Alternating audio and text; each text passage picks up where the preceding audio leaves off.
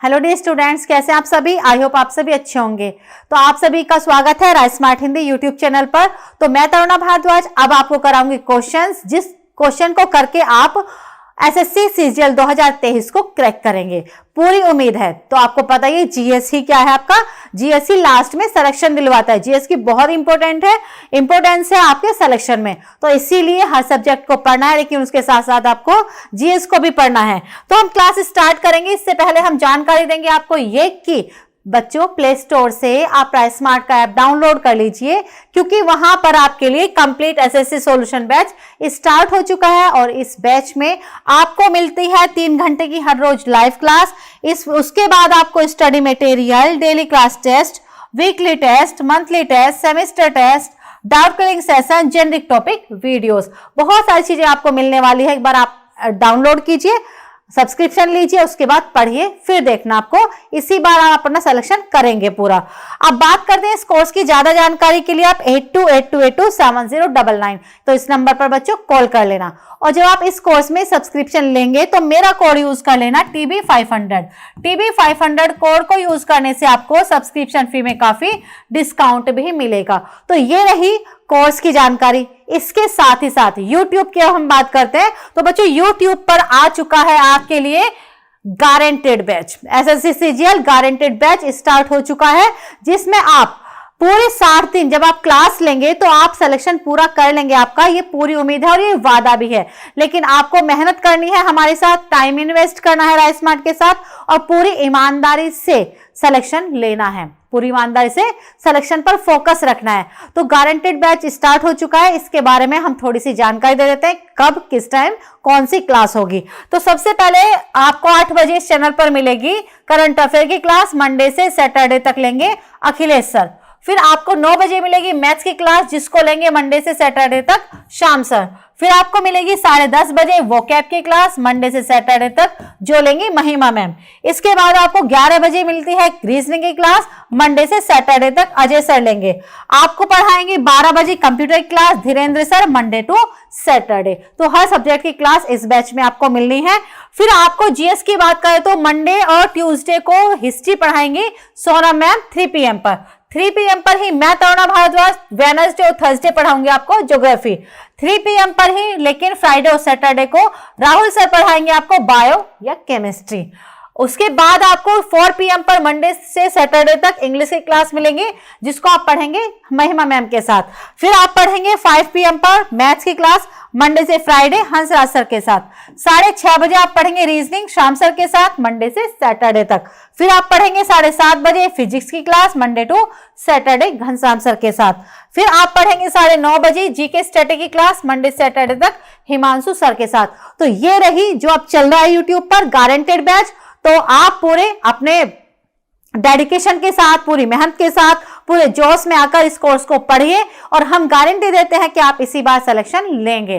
और साथ ही साथ अपने दोस्तों को भी भेजिए क्लास के लिंक, जितने भी आपके व्हाट्सएप ग्रुप से, टेलीग्राम ग्रुप से, सभी में भेजिए। और एक और इंफॉर्मेशन आपके लिए बच्चों ये है कि जो भी हमारी प्लेलिस्ट बनी हुई है, एसएससी कंप्लीट सॉल्यूशन बैच की भी प्लेलिस्ट बनी हुई है यूट्यूब पर, तो उन प्लेलिस्ट को भी चेक करके वहां पर भी आप पूरा कोर्स पढ़ सकते हैं, जो आपको बहुत हेल्प करेगा। तो चलिए क्लास स्टार्ट करते हैं अब हम। तो पहला क्वेश्चन है आपके लिए बच्चों, पहला क्वेश्चन है इंपॉर्टेंट क्वेश्चन है सभी। तीतर और मोनल जैसे पक्षी किस प्रकार के वनों में पाए जाते हैं? The bird like pheasant and monals are found in which type of forest? तो बच्चों तीतर और मोनल जैसे जो पक्षी पाए जाते हैं वो पाए जाते हैं समशीतोष्ण पर्णपाती वनों में, टेम्परेट डेडिशियस फॉरेस्ट में। पर्णपाती वन हम उसको बोलते हैं जो अपनी पत्तियां गिरा देते हैं कुछ समय के लिए, और जो एवरग्रीन फॉरेस्ट रहेंगे उनकी पत्ती कभी नहीं गिरती। और जो भारत है, भारत में पर्णपाती वन पाए जाते हैं। तो याद रखना आप, जो पर्णपाती वन है उन्हीं में मोनल और पिजेंट जैसे पक्षी पाए जाते हैं। क्वेश्चन है बच्चों आपके लिए, निम्नलिखित में से किस वर्ष भारत में पहली ट्रेन चलाई गई थी? In which of the following years was first train run in India? तो याद कर लीजिए 1853 में भारत में पहली रेल चली बॉम्बे से थाने के बीच में। ठीक है, ये तो आप याद ही करेंगे, लेकिन साथ साथ ये भी याद रखना राइस स्मार्ट के यूट्यूब चैनल पर चला हुआ है गारंटेड बैच 2023, और वो आपको हर रोज क्लास लेनी है, पूरे 60 दिन पढ़ना है और सिलेक्शन लेना ही है। ठान लीजिए और आप ऐसा कर सकते हैं बच्चों। क्वेश्चन आपके लिए, जनगणना 2011 के अनुसार सर्वाधिक लिंग अनुपात किस राज्य का है? Highest sex ratio according to census 2011 is of which state? तो जब भारत की 2011 की जनगणना हुई तो सबसे हाईएस्ट लिंग अनुपात था बच्चों केरला का। ठीक है, यहाँ जो भारत है, भारत में लिंग अनुपात नापते हैं किसके द्वारा? 1000 जो पुरुष है उस पर स्त्रियों की संख्या कितनी है? तो सबसे हाई जो सेक्स रेशियो है वो है आपका केरला। क्वेश्चन है बच्चों आपके लिए, निम्नलिखित में से कौन सा HIV जो बीज भारत में हरित क्रांति से जुड़ा है? Which of the following HIV seeds is are? तो जब हरित क्रांति हुई, आपको पता है हरित क्रांति ग्रीन रिवॉल्यूशन का संबंध किससे है? भारत में खाद्यान्न उत्पादन को बढ़ावा देने से, जो फूड क्रॉप्स है उसको बढ़ावा देने से संबंधित है ग्रीन रिवॉल्यूशन। ये कब स्टार्ट हुई थी? ये स्टार्ट हुई थी 1960 के दशक में। तो 1960 के दशक में हुई। इसका उद्देश्य की अगर बच्चों हम बात करें तो इसका उद्देश्य था भारत के सभी राज्यों में खाद्यान्न उत्पादन को बढ़ावा देना, खाद्यान्न फसलों को बढ़ावा देना, ये उसका उद्देश्य था। लेकिन ये असफल रहा। ठीक है, जो उद्देश्य जो था वो सफल रहा। पूछते एग्जाम में ग्रीन रिवॉल्यूशन सफल रही या असफल रही? तो आप बताएंगे असफल रही, क्योंकि इसका उद्देश्य था सभी राज्यों में खाद्यान्न फसलों के उत्पादन को बढ़ावा देना और सभी खाद्यान्न फसलों के। लेकिन ये क्या हुआ? असफल रही, क्योंकि ये यूपी, पंजाब और हरियाणा के क्षेत्रों में ही सफल रही और केवल 2 फसलों के लिए। कौन कौन सी के लिए? चावल और गेहूं के लिए। कौन कौन सी के लिए? चावल और गेहूं के लिए सफल रही। तो आंसर आ जाएगा आपका ए, बहुत आ जाएगा। तो कौन सा भी भारत में हरित क्रांति से जुड़ा है? तो ये दोनों ही, ठीक है, इन दोनों के ही हाइब्रिड जो बीज हैं, अच्छी किस्म के जो बीज हैं वो हरित क्रांति में प्रयुक्त हुए थे। और जो गेहूं की किस्म की हम बात करें तो मैक्सिकन गेहूं था जो भारत में सबसे ज्यादा बोया गया हरित क्रांति के समय। क्वेश्चन है बच्चों, भारत के संदर्भ में उष्णकटिबंधीय चक्रवात के ऊपर आता है? किसके ऊपर आता है? In the context of India tropical cyclone originate over the. तो आपको पता है चक्रवात कहां पर बनते हैं? चक्रवात अगर हम बात करें वो तटीय क्षेत्रों पर बनते हैं। तटीय क्षेत्र जहां पर स्थल और समुद्र या जल आपस में मिलेगा। तो क्योंकि जो समुद्र है यहाँ पर ये जल है आपका, तो यहाँ पर चलने वाली हवा ठंडी होगी। यहाँ पर हवा कैसी होगी? ठंडी हवा होगी। और स्थल पर चलने वाली गर्म हवा होगी। तो गर्म हवा होगी स्थल पर चलने वाली। तो जब भी गर्म और ठंडी हवा आपस में मिलेगी तो वहीं पर चक्रवात बनते हैं। अगर हम भारत की बात करें तो भारत में सबसे ज्यादा चक्रवात अगर आएंगे दिए हुए ऑप्शन में से तो वो आपकी बंगाल की खाड़ी वाले एरिया में, बे ऑफ बंगाल में चलने वाली जो हवाएं हैं वो ठंडी होंगी। स्थल खंड पर यहाँ पर हवाएं गर्म होंगी। जब दोनों गर्म और ठंडी हवा आपस में मिलेंगी तो होगा क्या? गर्म हवा ऊपर उठने का प्रयास करेगी और ठंडी हवा नीचे उतरने का प्रयास करेगी। लेकिन कोरियोलिस बल की वजह से गोलाकार घूमने लगती हैं। तो जितने भी हमारे 9 तटीय राज्य हैं सारों में ही चक्रवात आते हैं, लेकिन सबसे ज्यादा आपके बंगाल की खाड़ी वाले एरिया में आएंगे, आंध्र प्रदेश के तट पर। ठीक है, चलिए क्वेश्चन है बच्चों, चावल का अग्रणी उत्पादक देश कौन सा है? Which country is the leading producer of rice? तो पूरे विश्व में सबसे ज्यादा चावल का उत्पादन किया जाता है चाइना में, और भारत में सबसे ज्यादा चावल का उत्पादन वेस्ट बंगाल में, और जूट का भी सबसे ज्यादा उत्पादन वेस्ट बंगाल में। तो याद रखना, आपको जो गारंटेड बैच चला हुआ है वो रेगुलर लेना है, पूरे 60 दिन पढ़ना है और इसी बार सिलेक्शन लेना है। भूलना नहीं है आपको, सारी क्लासेस लेनी है। क्लासेस का टाइमिंग, सब्जेक्ट सब कुछ मैं बता चुकी हूं आपको। तो गारंटेड बैच लीजिए, आप पढ़े अच्छे से आप, और इसी बार सिलेक्शन ले, अपने सपनों को पूरा करें। तो ये है आपका चाइना। चाइना कहां पर है? चाइना एशिया का सबसे बड़ा देश है क्षेत्रफल में भी, और पूरे विश्व में जनसंख्या सबसे ज्यादा चाइना में ही पाई जाती है। तो चाइना में सबसे ज्यादा चावल का उत्पादन होता है। क्वेश्चन है बच्चों, किस प्रकार की चट्टान को जैविक तलछटी चट्टान के नाम से भी जाना जाता है? Which type of rock can be considered as a biological sedimentary rocks? तो जो आपकी जैविक चट्टाने हैं उसको हम किसको बोलेंगे? चूना पत्थर। चूना पत्थर इनमें से क्या है? चूना पत्थर अवसादी चट्टान है। चूना पत्थर कैसी चट्टान है? अवसादी। जो अवसादी चट्टान है बच्चों उसको हम परतदार या अवसादी चट्टान भी बोलते हैं। अब इनको जैविक तलछटी हम इसको बोल रहे हैं क्योंकि जो अवसादी चट्टाने हैं उसमें जीवाश्म पाए जाते हैं, उसमें जीव जंतुओं के अवशेष पाए जाते हैं, और चूना पत्थर ऐसे ही है। संगमरमर की बात करें तो ये तो कायांतरिक चट्टान है। मार्बल क्या है? कायांतरिक चट्टान है।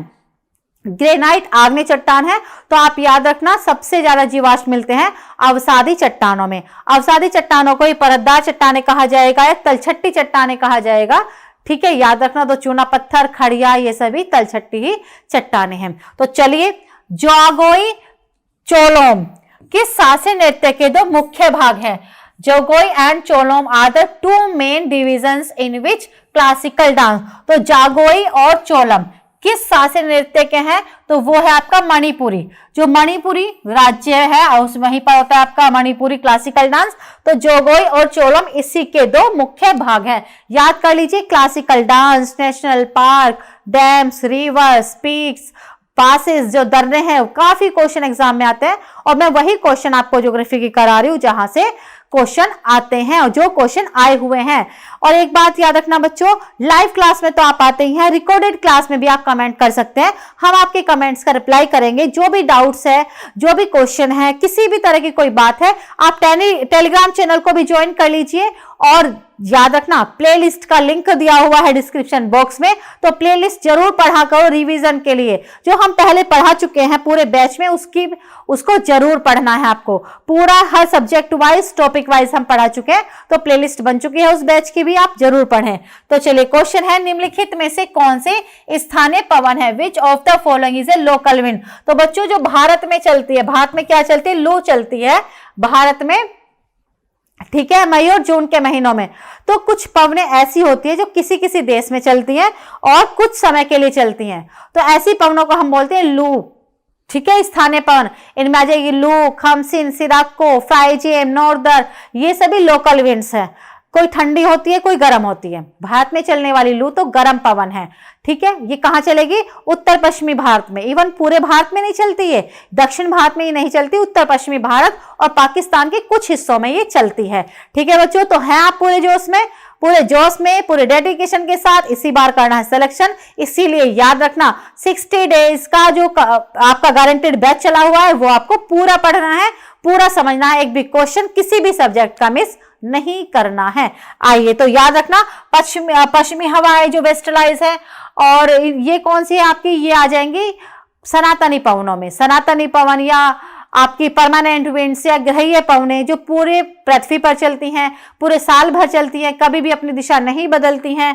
मानसून क्या आ जाएगा? मानसून, तो मानसून क्या होता है? पवन, ठीक है। कैसी पवन? जो समय के अनुसार या सीजन के अकॉर्डिंग अपना दिशा बदल ले। तो लू है आपकी इनमें से स्थानीय पवन। क्वेश्चन है बच्चों, निम्नलिखित में से किसे विश्व की सबसे नम जगह के रूप में जाना जाता है? Which of the following is known as the world's wettest place? तो सबसे ज्यादा अगर हम बात करें पूरे विश्व में, सबसे ज्यादा बारिश होती है मेघालय के मौसिनराम में। कहां पर? मेघालय के मौसिनराम में। और जहां पर बच्चों सबसे ज्यादा बारिश होगी वहां पर वायुमंडल में सबसे ज्यादा नमी तो होगी, आर्द्रता तो होगी ही। तो वायुमंडल में जो पानी की मात्रा होती है, उसे जो चिपचिपापन आता है, जो नमी आती है, उसको हम बोलते हैं आर्द्रता।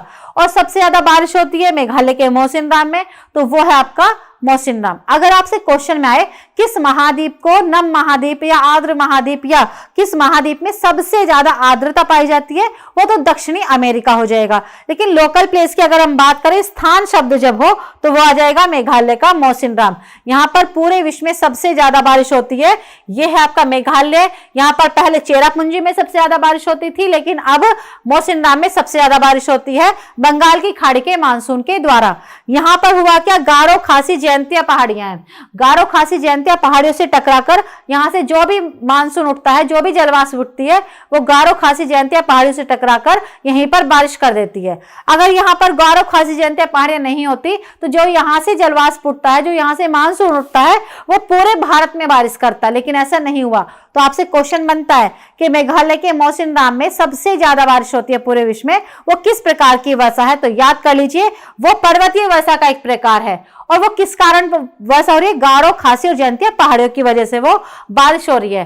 जबकि दक्षिणी पश्चिमी मानसून से सबसे ज्यादा बारिश होती है केरल में। तो यहाँ पर आर्द्रता सबसे अधिक पाई जाती है और एवरग्रीन फॉरेस्ट भी पाए जाते हैं। क्वेश्चन है बच्चों, अधिवास के विकसित होने के स्थान को क्या कहा जाता है? Developing place of settlement is called. तो जब मानव जीवन के लिए अधिवास का होना बहुत ज्यादा आवश्यक होता है। सभी अधिवास का निर्माण करते हैं। तो अधिवास के विकसित होने का जो स्थान है उसको आप क्या कहोगे? साइट। उसको आप क्या कहोगे? साइट। ठीक है ना। जो पूरा एरिया है जहां पर बहुत सारे मानव आवास होते हैं तो उसको बोला जाता है साइट। ठीक है। प्लेन मैदान को बोलते हैं, शेल्टर आश्रय को बोलते हैं, लेकिन जहां पर एक पूरे एरिया में मानव अधिवास विकसित किया जाएगा उसको स्थान या साइट बोला जाता है। तो ये क्वेश्चन आए हुए हैं, वेरी इंपॉर्टेंट है। और याद रखना आपको प्लेलिस्ट भी पढ़नी है, जितने भी प्लेलिस्ट हैं सारे चेक कर लेकर। रिवीजन करना बहुत जरूरी होता है। जब तक आप रिवीजन नहीं करोगे तब तक आपका एग्जाम क्रैक तो होगा लेकिन थोड़ा टाइम लगेगा। और क्यों टाइम लगाना? छोटी सी जिंदगी है, इसी में जॉब भी लेनी है, इसी में सिलेक्शन लेना है, इसी में घूमना है, इसी में शादी करनी है, इसी में बच्चे पैदा करने हैं। तो भाई जल्दी से सिलेक्शन ले लो आप भी। क्वेश्चन है बच्चों, निम्नलिखित में से कौन सा एक एक्सोनिक बल के कारण होता है? Which of the following is caused by exonic force? तो वहां पर क्वेश्चन क्या होता है? एक्सोनिक बल के कारण होता है, बाह्य बल के कारण होता है। क्वेश्चन है बच्चों, निम्नलिखित में से कौन सी ग्रीन हाउस गैसें वायुमंडल में सबसे अधिक मात्रा में पाई जाती हैं? विच of the following green house gases is most evident in the atmosphere? Green house गैसें हम उन गैसों को बोलते हैं जिन्होंने पृथ्वी का तापमान बढ़ाया हुआ है। कैसे बढ़ाया हुआ है? तो बच्चों होता क्या है, ये हमारी अर्थ है और ये हमारा एटमॉस्फेयर है, और सूर्य से हमारी पृथ्वी पर और हमारे वायुमंडल में तापमान आता है। तो जितना भी तापमान सूर्य से आता है, जितनी भी एनर्जी आएगी तो पृथ्वी उतना वापस भी करती है। देखते हैं ना आप, दिन के समय अगर पृथ्वी गर्म हो जाती है तो रात के समय पृथ्वी ठंडी होती है, क्योंकि पृथ्वी पार्थिव विकिरण कर देती है। सूर्य से आने वाला ताप को हम सौर विकिरण बोलते हैं, सोलर रेडिएशन, और पृथ्वी से टकराकर जो वापस जाएगा उसको हम बोलते हैं अर्थ रेडिएशन। ठीक है। तो पृथ्वी आएगी और पृथ्वी से सूर्य का तापमान आएगा और उतना ही पृथ्वी वापस करेगी। नियम तो ये है। लेकिन होता क्या है कि ग्रीन हाउस गैसें यहां पर बढ़कर, ग्रीन हाउस गैसें क्या करती हैं? सूर्य से आने वाले तापमान को आने देंगी, लेकिन जो वापस जाने वाले तापमान है उसको वापस अंदर रोक लेंगी, एब्जॉर्व कर लेंगी, उनका अवशोषण कर लेंगी, तापमान का वापस नहीं जाने देंगी। तो जब गैसें क्या करने लगे? तापमान को रोकने लगे, तो तापमान तो बढ़ेगा पूरी पृथ्वी का। तो इसको हम क्या बोलते हैं? ग्रीन हाउस इफेक्ट बोलते हैं, या फिर ग्लोबल वार्मिंग, वैश्विक ऊष्मन। तो ऐसी 6 गैसें बताई गई हैं जो पृथ्वी के तापमान को बढ़ाती हैं, जिनमें से सबसे ज्यादा है आपका जलवाष्प। ठीक है। वायुमंडल में जो है, क्वेश्चन है निम्नलिखित में से कौन सी ग्रीन हाउस गैसें वायुमंडल में सबसे अधिक मात्रा में पाई जाती है? लेकिन अगर सबसे ज्यादा इंपॉर्टेंट है वो आपकी CO2 कार्बन डाइऑक्साइड गैस बहुत ज्यादा अधिक मात्रा में सूर्य के तापमान को अवशोषित करती है। लेकिन इसकी तो मात्रा केवल कितनी है? वायुमंडल 0.03% है तो हमारे वायुमंडल में। जबकि जलवाष्प की अगर बात करें तो जलवाष्प हमारे वायुमंडल में 4% है। तो मात्रा किस गैस की अधिक है? क्वेश्चन में ये पूछा गया है। तो चलिए क्वेश्चन है आपके लिए, एक खाद्य श्रृंखला में द्वितीयक उत्पादक इनमें से कैसे होते हैं? In a food chain secondary producer are. तो जो खाद्य श्रृंखला है, आपको पता ही है ना, पूरी पृथ्वी पर हमारी खाद्य श्रृंखला स्टार्ट होती है सूर्य से। सूर्य के प्रकाश के द्वारा जो हरे पेड़ पौधे हैं वो भोजन का निर्माण करते हैं सबसे पहली बार। उसके बाद जो पेड़ पौधे उनको हम उत्पादक बोलते हैं, फिर प्राथमिक उपभोक्ता जो पेड़ पौधों को खाएंगे, फिर द्वितीयक उपभोक्ता। इस तरह से फूड चेन बनती जाती है, और जब बहुत सारी फूड चेन बनती है, मिलती है, तो उसको फूड वेब भी बोलते हैं। तो खाद्य श्रृंखला में जो द्वितीय उत्पादक होंगे बच्चों, वो कैसे होंगे? शाकाहारी जीव होंगे, वो हर्बीवोरस होंगे। और मानव क्या है आपका? मानव तो सर्वाहारी है एक तरह से। क्वेश्चन है आपका, निम्नलिखित में से कौन सी फसल उत्तर भारत में रबी मौसम से संबंधित है? Which among the following crop is related to the rabi season in north India? तो भारत में देखिए कभी तापमान कम होता है, कभी तापमान अधिक होता है, कभी तापमान सामान्य होता है। अब बात करें अगर हम फसलों की, तो कुछ ऐसी फसलें होती हैं बच्चों जिसको बोते समय कम तापमान, काटते समय अधिक तापमान की जरूरत हो। कुछ फसलें ऐसी होती है जिनको बोते समय अधिक तापमान जबकि काटते समय कम तापमान की जरूरत हो। तो हमारी बहुत सारी फसलें हैं, और अच्छी बात यह है भारत में हर तरह का मौसम भी है। ठीक है। कमेंट जरूर करते रहिए, रिकॉर्डेड क्लास में भी आपको कमेंट्स करने हैं, हम आपकी कमेंट्स देखते हैं बच्चों। ठीक है। और पढ़ना तो है ही आपको, और आप पढ़ सकते हैं, आप अपने पूरे परिवार को बदल सकते हैं, अपने आप को बदल सकते हैं, हमारे भारत को बदलने में सहयोग कर सकते हैं। लेकिन काम करना पड़ेगा, और इस काम में हम आपके साथ हैं। ठीक है, तो बच्चों होता क्या है कि रबी फसल वो हैं ऐसी फसलें जिनको बोते समय कम तापमान और काटते समय अधिक तापमान की जरूरत पड़ती है। अगर हम बात करें रबी फसलों को बोने का टाइम होता है अक्टूबर नवंबर, ये अक्टूबर और नवंबर में बोई जाती हैं। बोने का समय है अक्टूबर नवंबर। ठीक है, अगर हम काटने की समय की बात करें तो काटने का जो समय होता है ये होता है आपका मार्च अप्रैल। कौन सा होता है? मार्च अप्रैल। और आपकी जो गेहूं है वो भी क्या है आपका, याद रखना, गेहूं भी क्या है बच्चों? रबी फसल है। ये भी कब बोई जाती है? अक्टूबर नवंबर में, और काटी जाती है मार्च अप्रैल में। तो दिए हुए ऑप्शन में से आपके जो जौ है ये रबी फसल है, तो इनका टाइम भी याद रखना, बोने का समय, काटने का समय। चलिए, आम की बारिश इनमें से कहां पर होती है? Mango showers are common in, तो ये कहां पर होती है? तो इसका संबंध है बच्चों पश्चिमी बंगाल से। कहां से संबंध है इसका? वेस्ट बंगाल से इसका संबंध है। आम की बारिश नहीं होती है, एक तरह से पवन का ही नाम है, जिसमें जो आम है वो थोड़े पकने लगते हैं, जल्दी बढ़ने लगते हैं। अभी आपको बताया था ना, बहुत सारी जो पवनें हमारी कुछ कुछ समय के लिए चलती हैं, कहीं कहीं पर चलती हैं, कोई ठंडी होती है, कोई गर्म होती है, और उनके इफेक्ट्स भी होते हैं। क्वेश्चन है, आसपास के क्षेत्र के ऊपर खड़ी समतल शीर्ष वाली टेबल भूमि को इनमें से क्या कहा जाता है? The flat topped table land standing above surrounding are areas is called. तो आप क्या कहोगे? तो वो है बच्चों पठार। क्या है बच्चों? पठार। देखिए, पठार ऐसी आकृति होती है, ये समुद्र से ऊंचे तो उठे होंगे लेकिन ये समतल होते हैं, इनका सपाट एकदम समतल होगा। जबकि पर्वत कैसे होते हैं? पर्वत होते हैं ऐसे, पर्वतों की चोटियां होंगी, और पठार ऊंचे होंगे लेकिन सपाट होंगे। और जो हिल है, जो आपकी ये पहाड़ी है, ये पर्वतों के ही भाग होते हैं। घाटी आपको पर्वतों पर मिलेंगी इस तरह की, ये घाटी है, ये पर्वत है, पर्वतों की भी बहुत सारी श्रृंखलाएं होती हैं, उसमें आपको चोटी मिलेंगी।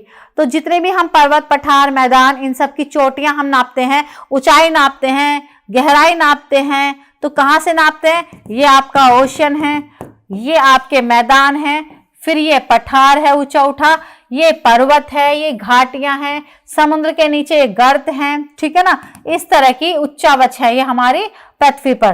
तो याद रखना आप, जो सपाट होगा, समुद्र से ऊंचा उठा होगा और इसकी समतल होगा, ये आपका पठार हो जाएगा, और पर्वत हो जाएगा ये पर्वत है।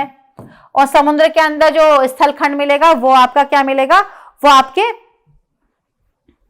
द्वीप मिलेंगे, कटक मिलेंगे, तटीय क्षेत्र मिलेंगे। तो ये है आपका पठार। जैसे भारत में अगर बात करें, भारत में कौन कौन से पठार हैं? भारत में दक्कन पठार है, छोटा नागपुर पठार है, बुंदेलखंड पठार है, बघेलखंड पठार है, अमरकंटक पठार है, तेलंगाना पठार है, कर्नाटक पठार है।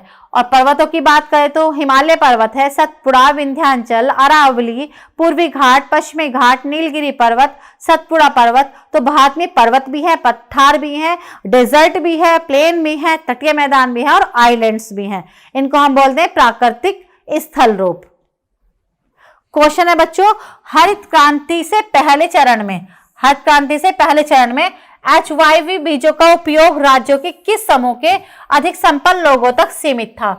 इन the first phases of green revolution the uses of HYV seeds was restricted to the more affluent of which group of state. तो जब हरित क्रांति की शुरुआत हुई 1960 के दशक में, तो पहले चरण में क्या हुआ? HY बीजों का जो प्रयोग हुआ तो वो केवल पंजाब, तमिलनाडु और आंध्र प्रदेश, पंजाब, तमिलनाडु और आंध्र प्रदेश राज्यों के लिए प्रयोग किया गया था।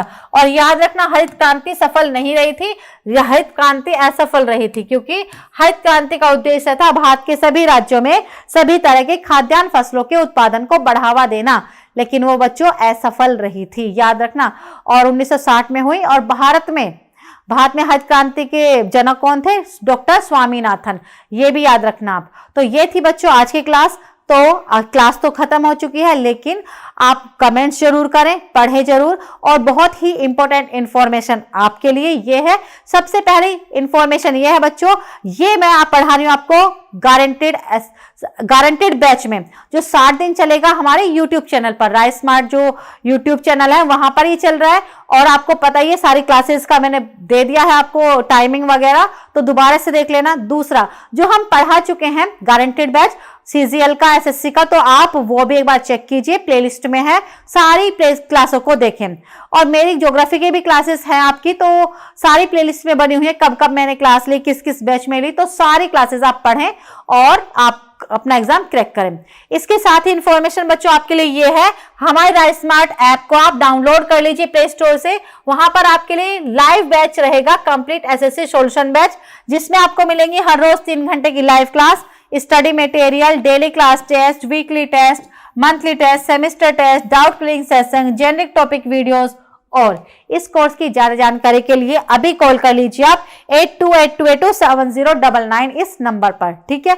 बात रही कोड की, तो इस कोर्स में जब आप सब्सक्रिप्शन लेंगे और मेरा कोड यूज करेंगे TB500, तो बच्चों TB500 कोड को यूज करने से आपको सब्सक्रिप्शन फी में काफी डिस्काउंट भी मिलेगा, ठीक है बच्चों। तो ये थी आपके लिए जानकारी। अब हम बात करते हैं आपके लक्ष्य की। तो आपका जो लक्ष्य है, एम है लाइफ का, वो पूरा आपने फिक्स किया हुआ है ना, आपको पता है ना आपको क्या करना है। तो अगर अभी तक नहीं पता है, अभी तक अगर सोए हुए हैं तो उठ जाइए, और आपको इसी बार अपना सिलेक्शन भी लेना है, ठीक है बच्चों। तो ये थी हमारी आज की क्लास। हम मिलते हैं फिर नेक्स्ट क्लास में। आपको पता है ना, इस बैच में मेरी क्लास का टाइमिंग है थर्सडे और वेडनेसडे को, और कब 3 PM पर। तो वैसे तो सारी क्लासेस लेनी है आपको, हर सब्जेक्ट ही पढ़ने हैं, मैथ्स भी पढ़ना है, रीजनिंग भी पढ़ना है, लेकिन GS को आप हल्के में मत लेना। लास्ट में जो कंपटीशन फंसता है वो GS के लिए ही फंसता है, ठीक है ना। चाहे क्वेश्चन नंबर ऑफ क्वेश्चन कम हो, लेकिन फिर भी GS के क्वेश्चन, जिसका GS स्ट्रॉन्ग होगा उसका लास्ट में सिलेक्शन होता है। क्योंकि मैथ्स के क्वेश्चन सभी कर लेते हैं, GS के क्वेश्चन सभी कर लेते हैं, लास्ट में मैथ्स के क्वेश्चन कर लेंगे, इंग्लिश के भी लेकिन GS के क्वेश्चन फंसते हैं। तो GS की भी आपको तैयारी करनी है, और अब आप तो पता ही है आपको SSC में भी GS का लेवल बढ़ चुका है, तो अब GS भी पढ़ना है और सिलेक्शन भी लेना है, और वो आप कर लेंगे। Thank you and good luck. और जिन्होंने अभी तक सब्सक्राइब नहीं किया है, सब्सक्राइब कर लेना।